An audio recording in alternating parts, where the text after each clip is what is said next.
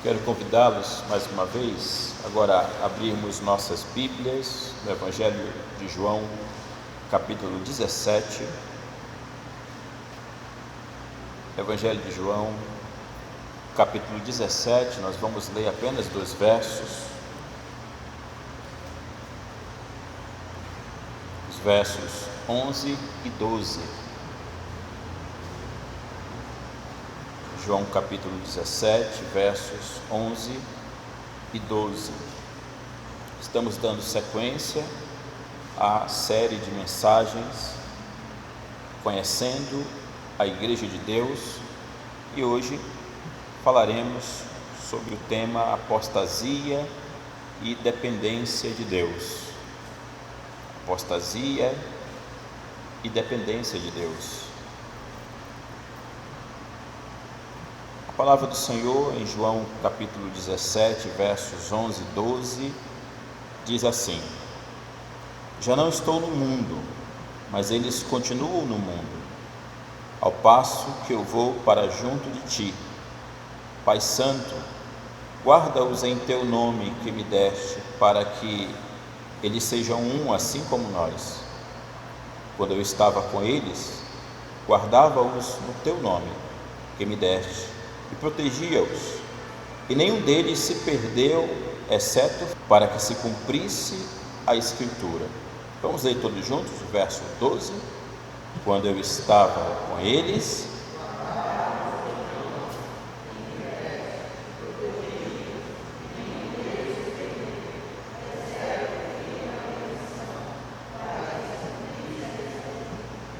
oremos mais uma vez. Senhor Deus, graças te damos por tua palavra. O Senhor nos deixou, nos concedeu. Pedimos que o Senhor ilumine o nosso entendimento, os olhos do nosso coração, para compreendermos o estudo desta manhã. Se você agrade em falar conosco, que não seja apenas um homem falho, limitado, tantas coisas falando nesta manhã, mas que o Senhor, a tua voz, seja ouvida em nossos corações. Oramos em nome de Cristo Jesus. Amém, Senhor. Queridos, conhecemos esse texto e eu gostaria de partir dele, ainda que não vamos fazer uma exposição direta a partir desse texto, mas esse capítulo de João capítulo 17, trata da oração intercessória, a oração sacerdotal. É uma oração em que o Senhor Jesus está orando, e podemos dividir isso em todos os capítulos. Ele ora por Ele mesmo, Ele ora pelos discípulos que estavam ali naqueles dias, e Ele ora por aqueles que viessem a crer. Em meio a estas palavras, na oração do Senhor Jesus, ele argumenta diante de Deus, ele fala aqui diante de Deus, que ele já não está no mundo, porque ele partiria, estaria com o Senhor. Isso nos aponta para a crucificação, que aconteceria daqui a pouco. Ele seria morto, crucificado e morto, e então ele estaria junto do Pai. O verso 12 diz que ele guardou todos aqueles que o Senhor Deus e Pai entregou nas mãos dele. Isso nos faz lembrar o outro texto também em João, quando ele diz que nós estamos nas mãos do Pai, nas mãos do Filho, e das mãos do Pai, do Filho, ninguém pode. Lembram desse texto? Então isso nos remete a isso. Jesus está dizendo também em oração: a todos os que tu me destes, eu os guardei, eu os protegi, e nenhum deles se perdeu. Daí ele finaliza esse verso: exceto o filho da perdição, para que se cumprisse a Escritura. E a referência aqui é a Judas Iscariotes, que traiu o Senhor, negou o Senhor e apostatou daquilo que ele professava crer.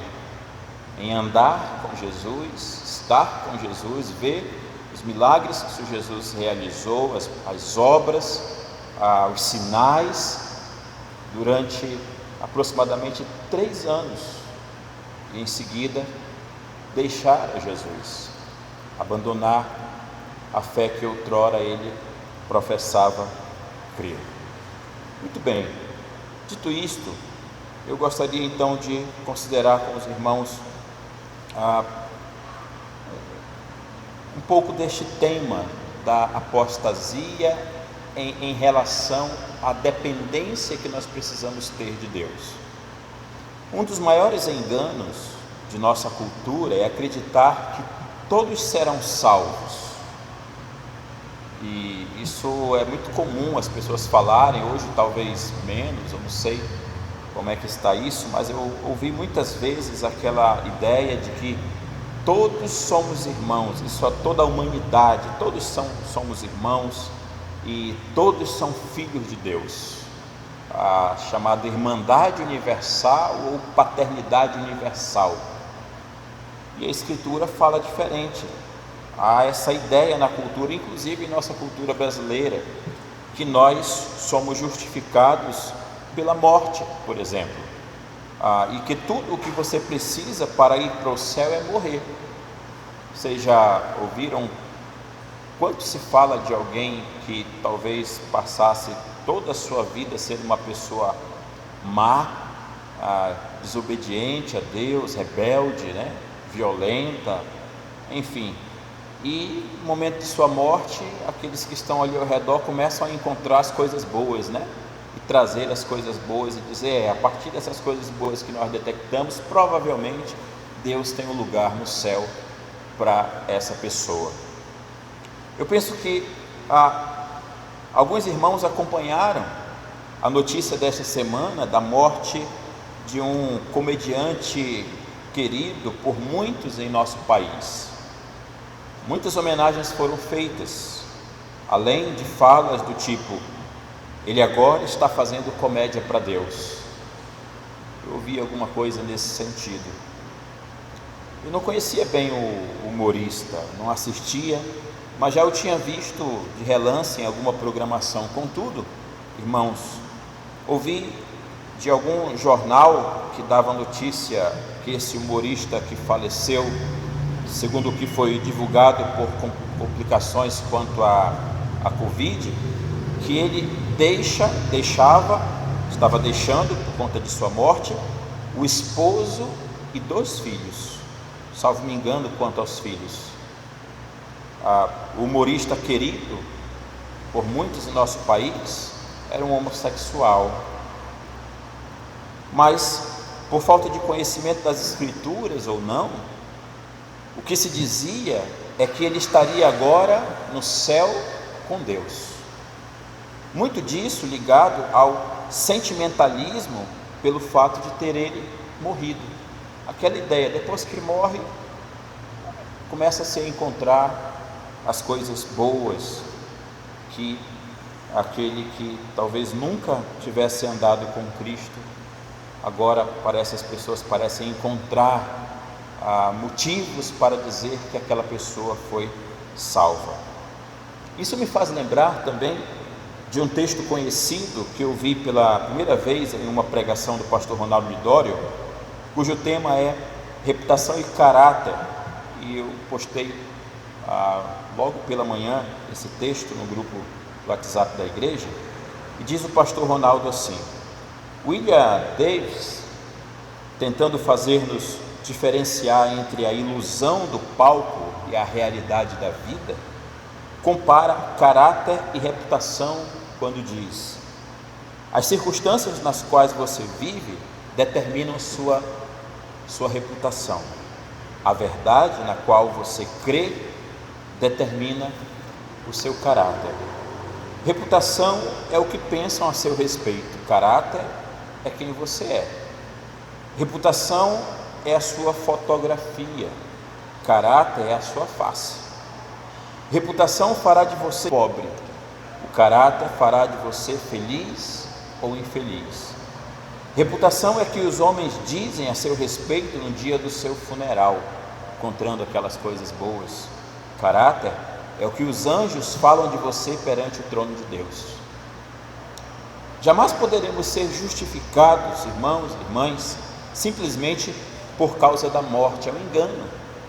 A palavra de Deus não nos dá o luxo, e seria um luxo de fato, morreu, está tudo limpo com Deus, né? Seria um luxo de fato crermos nisso. Pelo contrário, a Bíblia diz, e precisamos pensar bem nesse texto, em Hebreus capítulo 9, versos 27 e 28, diz o seguinte: e assim como aos homens está ordenado morrer em uma só vez, vindo depois disso o juízo, assim também Cristo, tendo se oferecido uma vez para sempre para tirar os pecados de muitos, aparecerá segunda vez sem pecado aos que o aguardam para a salvação. Mas a atenção especial no verso anterior, verso 27 do capítulo 9 de Hebreus: e assim como aos homens está ordenado morrerem uma só vez, vindo depois disso o juízo. Qualquer leitura e honesta do Novo Testamento mostra que os apóstolos estavam convencidos de que ninguém pode ir para o céu a menos que creia somente em Cristo para a sua salvação. Isso é muito interessante, porque implica em não depositar a sua confiança em outro, ou em algo, em alguém ou em algo, senão somente em Cristo. As pessoas, elas têm essa prática, que são chamadas também de práticas religiosas, quando depositam a sua confiança em outras pessoas. No Brasil, por exemplo, há os chamados santos, onde as pessoas dizem que são também como que intercessores diante de Deus, e elas vão buscar essas pessoas, né? O mais legal provavelmente é o Santo Antônio, mas elas também creem em objetos que talvez façam a mediação por elas, em que elas muitas vezes se curvam ou confiam, objetos místicos, muitas vezes, especialmente no contexto do nosso país, onde elas depositam a sua confiança, esperança de melhoras da vida e quem sabe até uma vida futura, como o Espiritismo, ele trata muito dessas coisas. No entanto, a palavra de Deus, como nós falamos há pouco, uma leitura rápida, que seja rápida, mas honesta, sincera, do Novo Testamento, nos mostrará o contrário. Dois textos, pelo menos, rapidamente aqui nós podemos mencionar, João capítulo 14, verso 6, o Senhor Jesus diz, respondeu Jesus, no caso o texto João está relatando, Jesus diz: eu sou o caminho, eu sou a verdade, eu sou a vida, ninguém vem ao Pai senão por mim.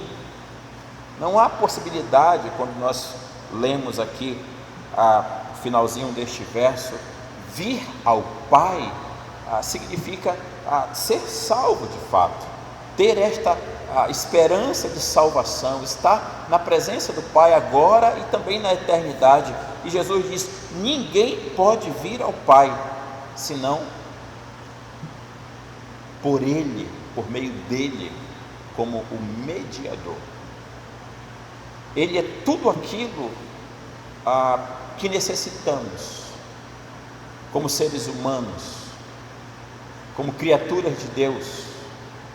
Nós precisamos enxergar o caminho, nós precisamos perceber a verdade, e nós precisamos de vida, e Jesus é tudo isso.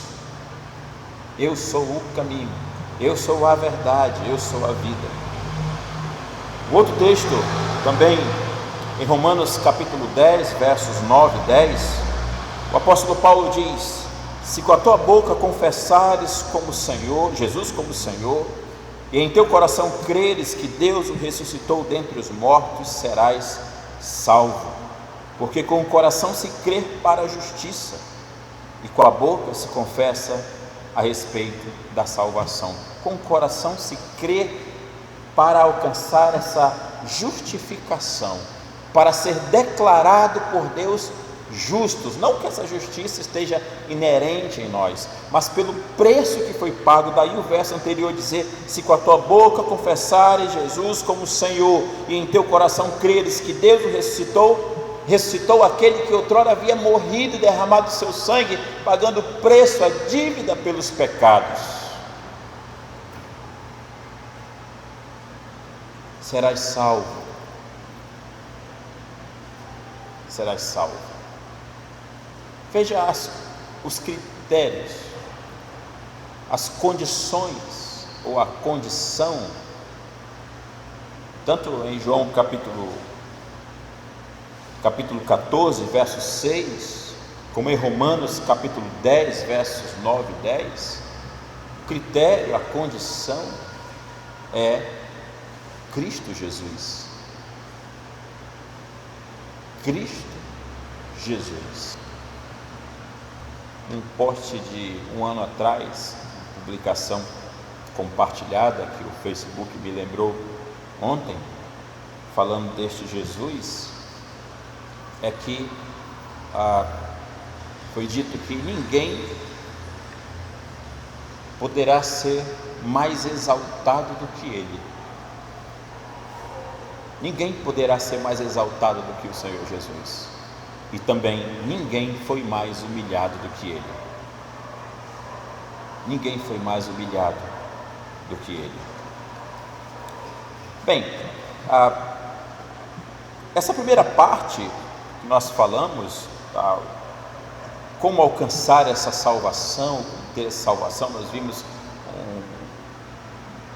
a Bíblia falando em oposição, né, o contrário do que as pessoas pensam na cultura, de que a partir da morte as pessoas são salvas, né, usando o exemplo aqui do humorista conhecido no Brasil, aquilo que se falava dele.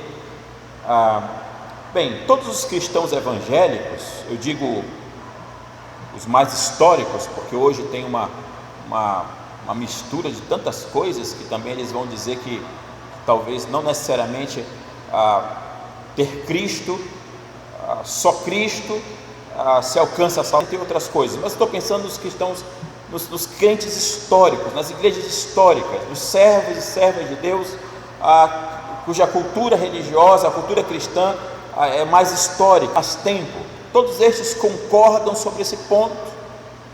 O que nos difere está ligado a questões relacionadas à segurança da salvação, e aqui nós estamos entrando agora no nosso tema, apostasia e dependência de Deus.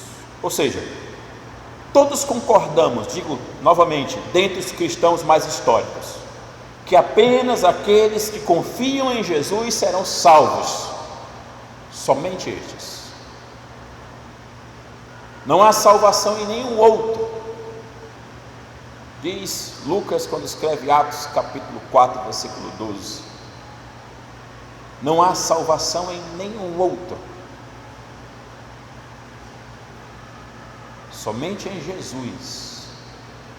Nós o conhecemos Jesus? Pois bem, todos concordamos que serão salvos apenas aqueles que confiam em Jesus, mas nem todos concordamos que se alguém que verdadeiramente crê em Cristo pode perder ou não a sua salvação. Olha que coisa interessante.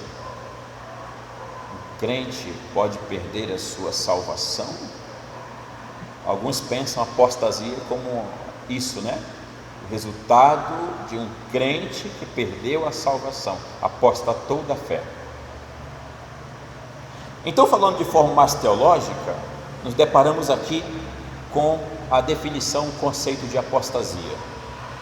Esse termo vem de uma palavra grega que significa estar longe de, se distanciar de algo que outrora você tinha convicção. Por exemplo, alguém tinha convicção.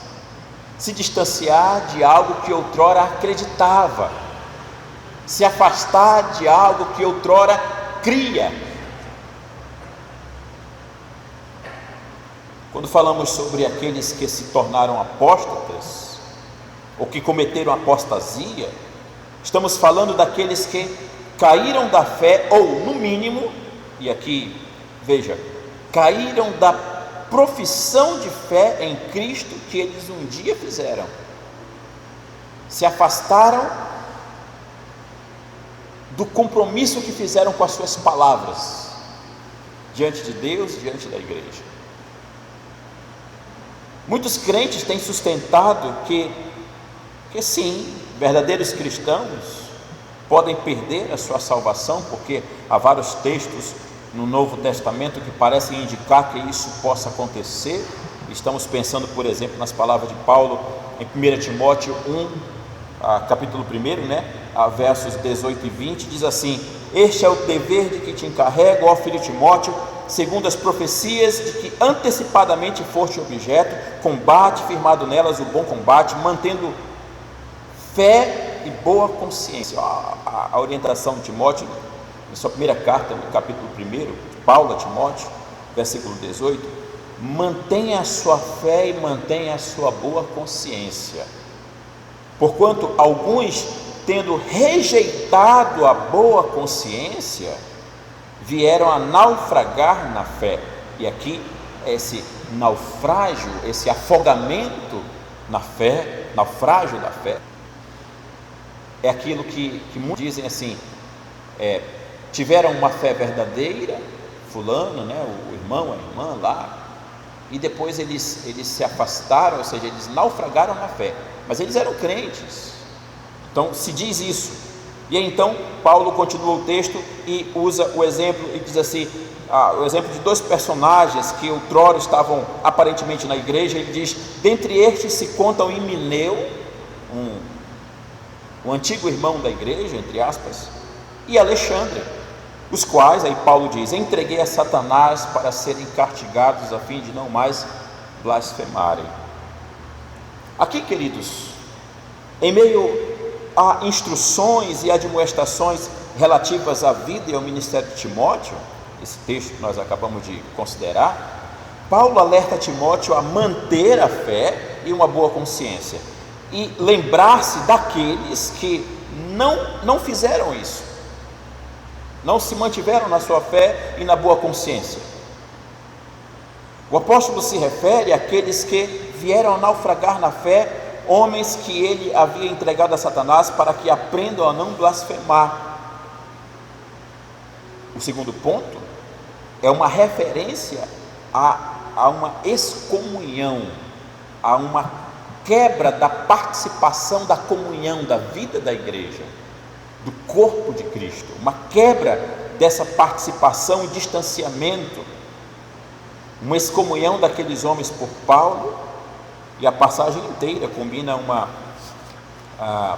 uma sóbria advertência, uma advertência com exemplos concretos daqueles que gravemente decaíram da sua profissão cristã, da sua profissão de fé. Não há dúvida de que cristãos professos podem cair, podem tropeçar, muitas vezes de forma grave. Pensemos em homens como o apóstolo Pedro, por exemplo, que negou a Cristo, negou o Senhor Jesus, mas o fato de que ele foi restaurado mostra que nem todo crente professo que cai, ou seja, ultrapassa um limite, um ponto em que não é mais possível retornar. Pedro era um crente de fato, mas imagine essa situação, da mesma forma como mencionamos Judas Iscariotes há pouco, o filho da perdição, que andou com o Senhor durante aproximadamente 3 anos, viu os sinais, ouviu a palavra pregada da boca do próprio Senhor Jesus, e ainda assim apostatou da sua fé. Pedro, por um breve momento que seja, também o fez. O mesmo Jesus que Judas ouviu e viu os sinais, Pedro também. E Pedro teve experiências pessoais, como, por exemplo, andar por sobre as águas, ele viu, ele sentiu o poder de Deus, Senhor Jesus, dizendo a Pedro: vem. Pedro desceu e começou a andar por cima de água, e de repente a sua fé diminuída começou a naufragar, né? Mas esse mesmo Pedro, quando foi indagado em 3 momentos pelo menos, ele disse: não conheço, não sei quem é, não sei quem ele é, não conheço. Veja, queridos, obrigado. Nesse particular, no caso de Pedro, nós devemos distinguir uma queda séria e grave de uma queda total e definitiva, fazer essa diferença. E eu quero chamar a atenção especialmente para muitos dos irmãos aqui cujos os familiares, os filhos ou os pais que outrora professaram a fé e hoje não estão na presença de Deus. Eu quero chamar sua atenção para esse momento. Os teólogos reformados, eles têm notado que a Bíblia está cheia de exemplos de verdadeiros crentes que caíram em pecados graves. Então, cristãos de fato podem cair, tropeçar e se afastarem da fé, da comunhão da igreja, enfim. O que poderia ser mais sério do que a negação pública de Jesus Cristo por Pedro? O que poderia ser mais sério daquele que andou quase 3 anos com o Senhor, o Verbo encarnado, viu e participou de muitos sinais poderosos e depois o negou? Bem, mas a pergunta é: acaso essas pessoas culpadas de uma verdadeira queda, elas são irremediavelmente caídas e eternamente perdidas? Não há mais remédio, mais solução para elas? Elas já estão no inferno? Elas já estão condenadas? É algo para pensarmos. Eu quero chamar a sua atenção para isso, como disse. Ou essa queda, esse afastamento, muitas vezes, essa saída da igreja, como acontece, é uma condição temporária que irá, em última análise, ser remediada pela sua restauração, quem sabe um dia desses. No caso de Pedro, nós vemos que a sua queda, o seu pecado, foi remediado pelo seu arrependimento. E veja,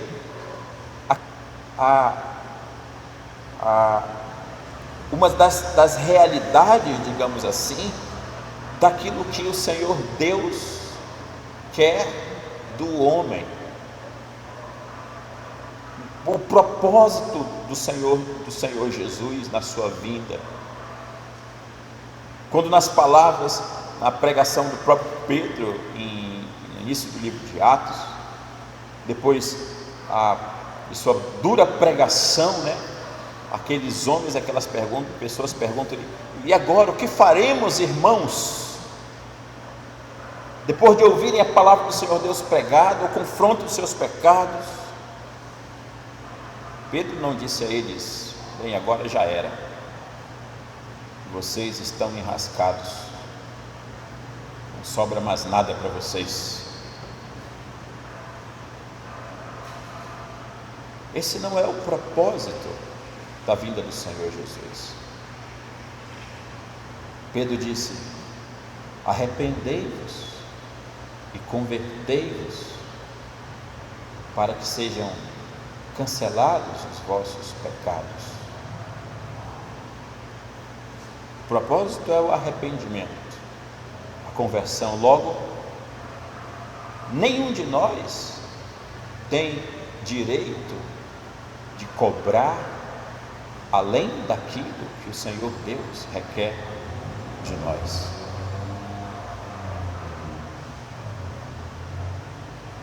Eu digo para os irmãos assim: não há contas das vezes de que irmãos vinham conversar sobre várias situações, às vezes pecados cometidos ali eventualmente, ou vícios. Estou falando de coisas que mais intensas e mais profundas ali, difícil de deixar. Muitos destes foram tratados de forma pessoal diante de Deus, através da consideração da Escritura, que confrontava os seus pecados, trazia a uma reflexão a partir da iniquidade, da corrupção dos seus corações, e conduzia-os a arrependimento. E eu posso dizer para os irmãos, durante, sei lá, uns 20 anos de ministério aproximadamente, muitos destes nunca ninguém soube, só Deus, eu e a pessoa. E essas pessoas estão, muitas delas, caminhando com Cristo.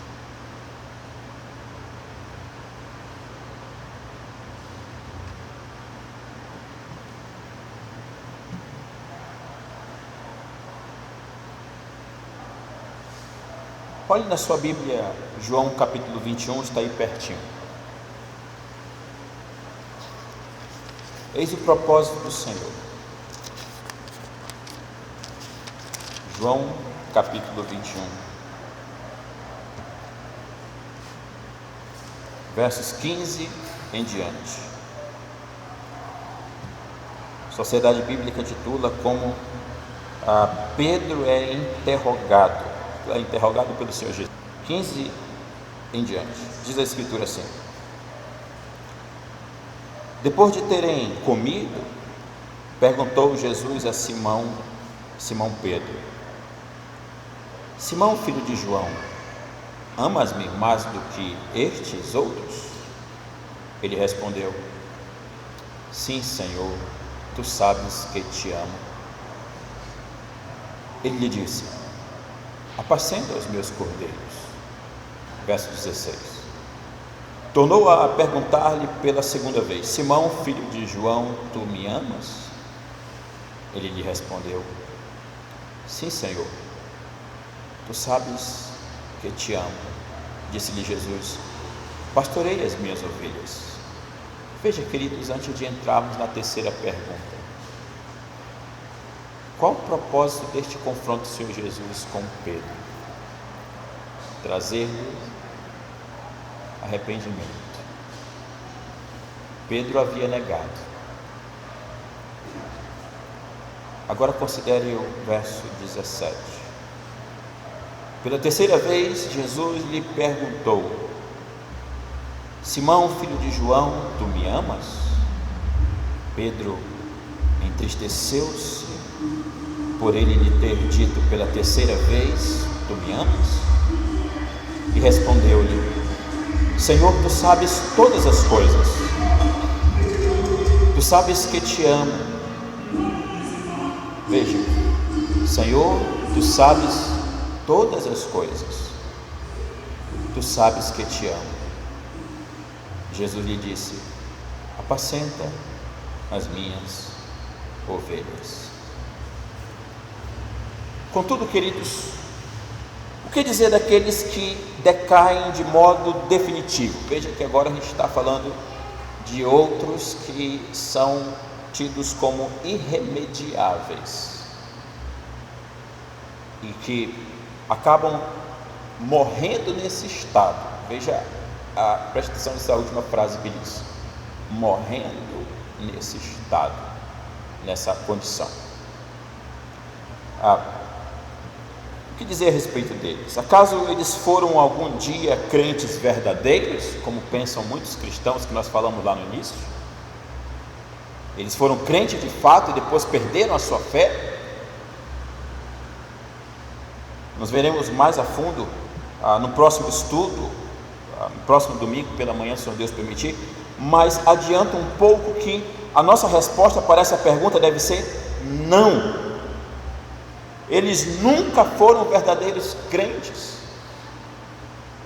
E por que eu digo isso? Porque assim diz a Escritura, assim diz a palavra de Deus. Em 1 João, primeira carta de João, capítulo 2, verso 19, João fala dos falsos mestres que haviam saído da igreja como nunca tendo sido verdadeiramente parte da igreja.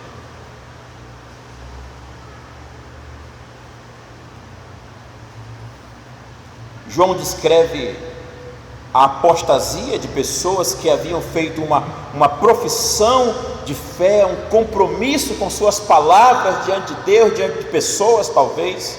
É essa a ideia de profissão de fé. Talvez tivessem sido batizadas.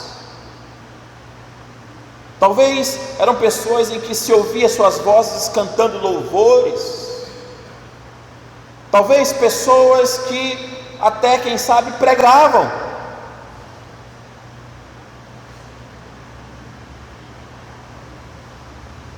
Mas nunca haviam sido, de fato, convertidas. Ele diz: eles saíram do nosso meio para que ficasse manifesto, para que ficasse mostrado a todos. Definitivamente, parece que a saída é o ponto em que se mostra, aparece aqueles que de fato não são dali, não pertencem ali. O Senhor diz: eles saíram do nosso meio para que ficasse manifesto, para que ficasse claramente sabido que eles não eram dos nossos. Senão eles teriam permanecido, se fossem dos nossos, diz o João. Além disso, queridos, nós sabemos que Deus, Paulo, quando escreve aos Romanos, capítulo 8, verso 29, ele diz que todos aqueles que ele justifica, ou seja, uma pessoa que é verdadeiramente salva, tem fé salvadora, é justificada, Deus irá glorificá-la. Você lembra dessas palavras do apóstolo Paulo? Significa dizer que essas pessoas serão preservadas até o final. Das minhas mãos ninguém pode arrebatar, das mãos do Pai ninguém pode arrebatar.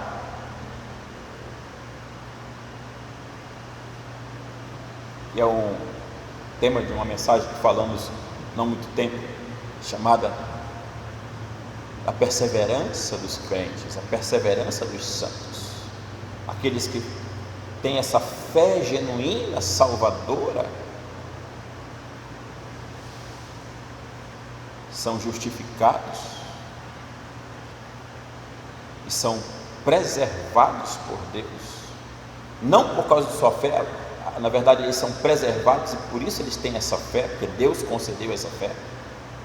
A fé não é a condição, não é o critério, mas é a consequência, o resultado de uma ação poderosa de Deus, de fato, na vida daquela pessoa. E aí eu digo algo para os irmãos: independente da vida daquelas pessoas. Eu falo isso com um certo temor, porque eu estou lembrando das palavras de Paulo no livro de Gálatas, que trata dos frutos do Espírito e das obras da carne. Pessoas não crentes, elas mostram, não demonstram, certos frutos que seriam do Espírito. Não, pessoas não crentes, elas mostram, não demonstram, não é uma coisa que que é inerente nelas, que está presente nelas verdadeiramente pelo Espírito de Deus. Assim como pessoas que têm o Espírito de Deus, elas mostram os frutos, mas demonstram muitas vezes obras da carne. Elas pecam, elas tropeçam, elas abandonam a fé em algum momento, por um momento.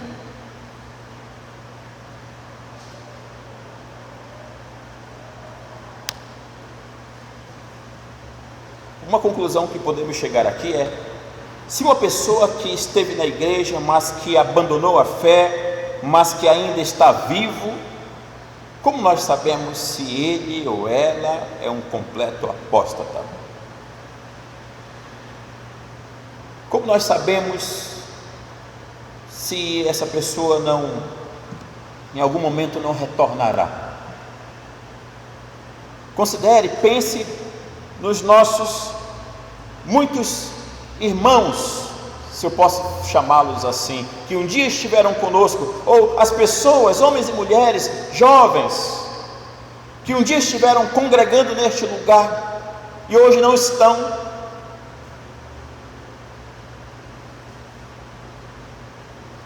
Há possibilidade de voltar? Ou cessou toda a esperança de salvação para estes, pelo fato de eles terem saído da igreja?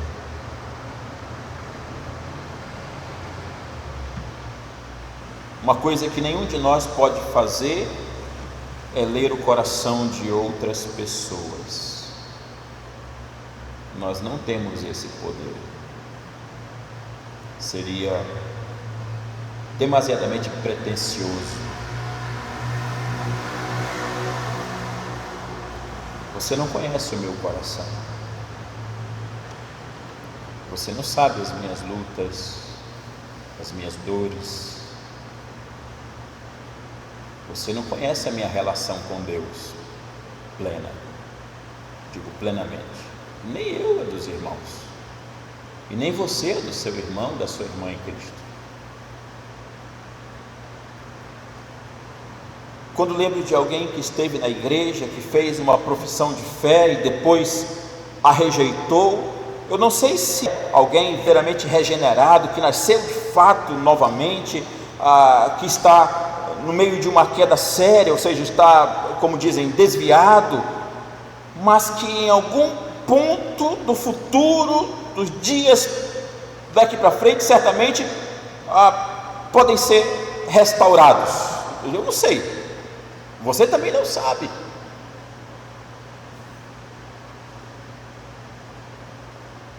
Pessoas que você ama, seus filhos, no caso de alguns aqui, pais, amigos, que outrora aparentemente estiveram no Evangelho, na igreja, você não sabe. Não podemos saber. Ou se ele ou ela é alguém que nunca foi de fato convertido, cuja profissão de fé era falsa desde o começo. Você também não sabe. Eu não sei.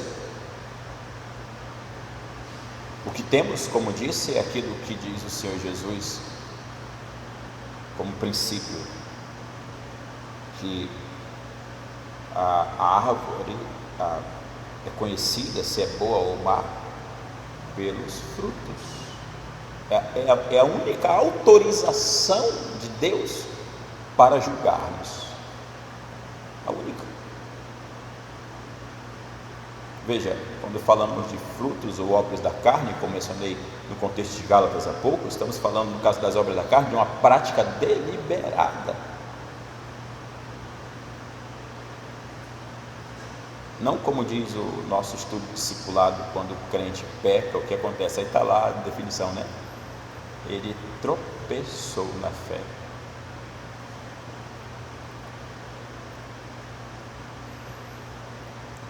Eu não sei, irmãos.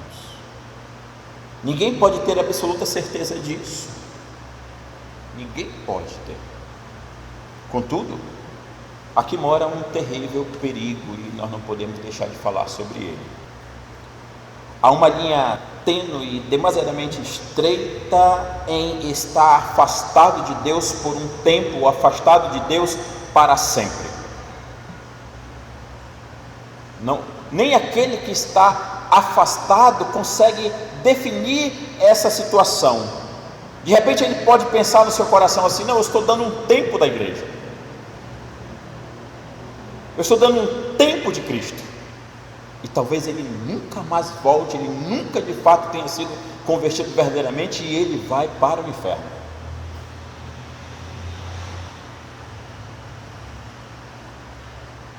Eis o perigo.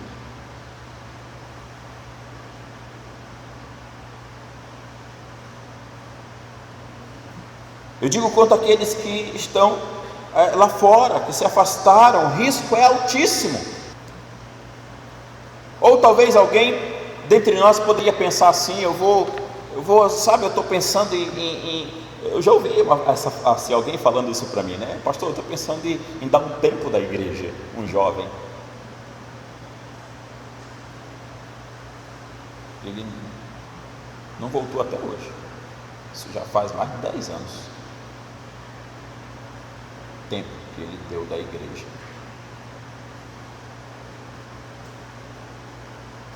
Ora, quantas pessoas você e eu podemos lembrar, queridos, que saíram e em algum momento voltaram verdadeiramente arrependidas?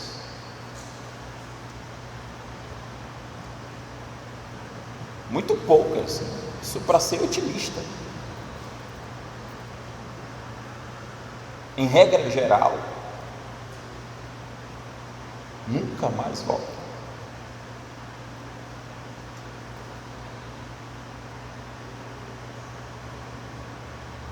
Senão pela graça, pela misericórdia de Deus. Essa questão sobre uma pessoa pode perder a sua salvação não é uma questão sem importância. Nós nos preocupamos com a nossa própria perseverança. Você se preocupa com isso? Você pensa sobre isso a respeito da sua vida com Deus? De nossos familiares, de nossos amigos, especialmente aqueles que pareciam um dia terem feito uma profissão de fé genuína, verdadeira.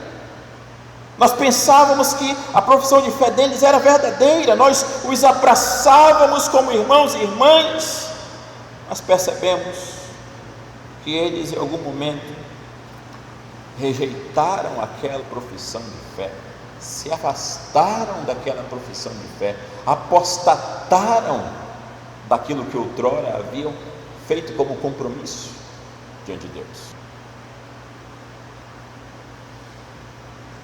É possível que voltem? São crentes convertidos e que estão apenas desviados? Ou nunca foram verdadeiramente convertidos? Eu não sei. Deus o sabe. Então, para concluir, o que podemos fazer na prática quanto a situações como estas? Nós vimos há pouco aí a irmã Marilza, quando estava conduzindo a oração das irmãs Saf, né? Falar. Nós podemos orar. Está confirmando, né? E a gente nem combinou nada, não foi? Nós podemos orar e então esperar confiantemente, como fez o salmista. Eu estou falando especialmente para as mamães, né, cujos filhos estão afastados, ou quem sabe os filhos aqui cujos pais estão afastados, ou algum amigo, ou alguma pessoa querida, nós podemos orar e esperar. Nós não sabemos o resultado final disso, e eu gostaria de pensar aqui nas palavras do pastor R.C. Sproul. Ele diz uma coisa muito interessante quando comenta esse assunto. Ele diz assim, observem, queridos: tenho certeza, diz o pastor Sproul, de que haverá surpresas quando chegarmos ao céu. Ficaremos surpresos em ver pessoas as quais achamos que não estariam lá, e ficaremos surpresos em não ver pessoas as quais tínhamos certeza de que estariam lá, porque nós simplesmente não sabemos a condição interior de um coração humano ou de uma alma humana, nós não sabemos. Diz o pastor Sproul. Por fim, considere: apenas Deus pode vir o coração, apenas Deus pode transformar corações e preservar nossas vidas em sinceridade para com Ele mesmo. Só Deus pode fazer. Deixe-me então concluir com estas últimas palavras agora do pastor Ronaldo Lidório, que também compartilhei no grupo ontem com os irmãos. O pastor Ronaldo diz: é certo que não podemos purificar nosso próprio coração. Dentre tantas verdades marcantes do cristianismo, uma delas é esta: nós dependemos de Deus. Dependemos para nós não apostatarmos, não abandonarmos a fé, a igreja, nossa relação com Deus. Nós dependemos de Deus. Nós dependemos de Deus para confiarmos nele, buscarmos graça dele para aqueles que nós amamos e que estão nesse momento afastados da fé, que apostataram da fé que um dia professaram a amar, seguir, viver. Nós dependemos de Deus, diz o pastor Ronaldo Lidório, e dependemos dele para crer, dependemos dele para segui-lo e para nos parecermos mais e mais com o Filho Jesus Cristo. Assim, creio, diz o pastor Ronaldo, que o objetivo de Cristo é tão somente levar-nos a orar como o salmista. Interessante, né, Ciro? Cria em mim, ó Deus, um coração puro e renova dentro de mim um espírito inabalável. Sabe, queridos, cria em mim, ó Deus, um coração puro e renova dentro de mim um espírito inabalável. O coração é a esfera, o seu coração e dos outros, de outros, qualquer um, onde nós não temos acesso pleno, completo. Nós não temos, mas Deus tem.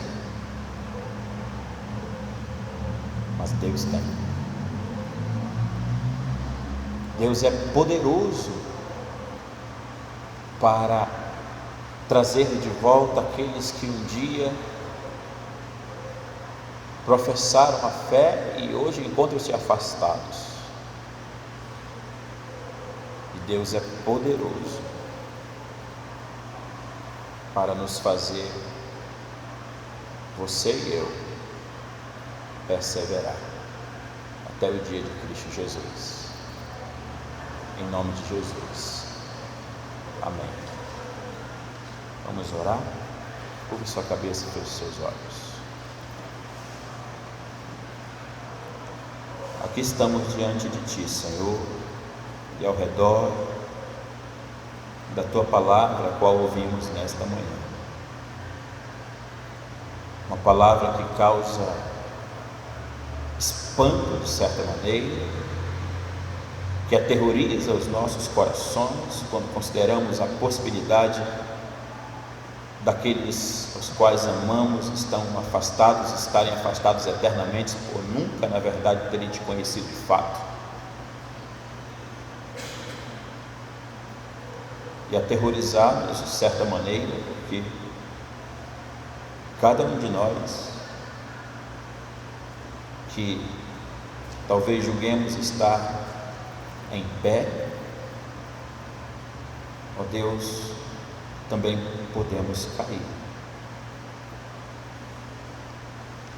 E é o Senhor que sustenta as nossas mãos. É o Senhor que segura bem forte as nossas mãos.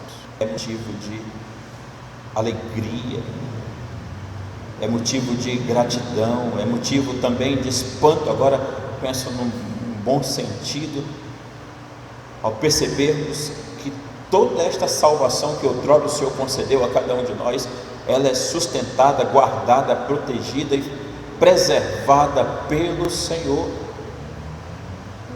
Nós não nos sustentamos. Ó Deus, tenha misericórdia de nós, te pedimos em nome de Jesus. Ó Deus, tenha misericórdia daqueles que estiveram conosco em outro momento, os quais abraçávamos como nossos irmãos preciosos, e hoje não estão entre nós. Tenha misericórdia, Senhor. Por favor, te pedimos em nome de Jesus. Obrigado por tua palavra nesta manhã, em nome de Jesus. Amém, Senhor.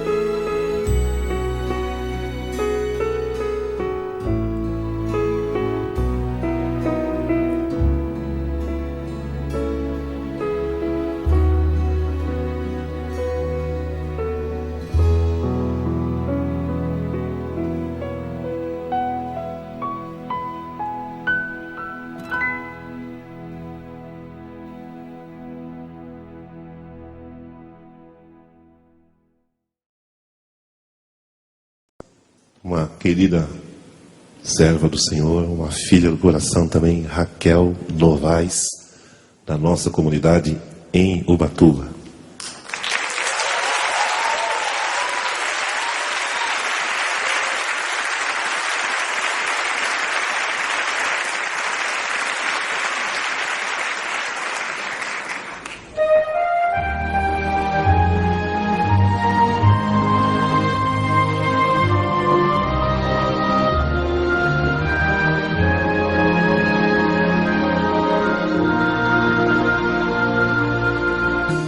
Diga para os temerosos, não há nada a temer. Poderoso é o teu Senhor quando clama seu nome. Ele então virá.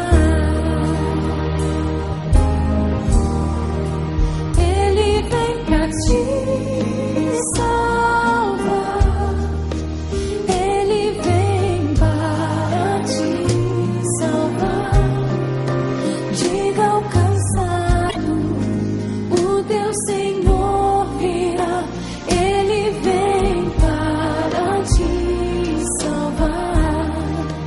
Ele vem para te salvar.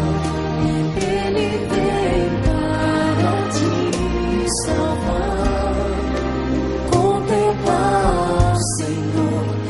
te levantarás, Ele vem para te salvar.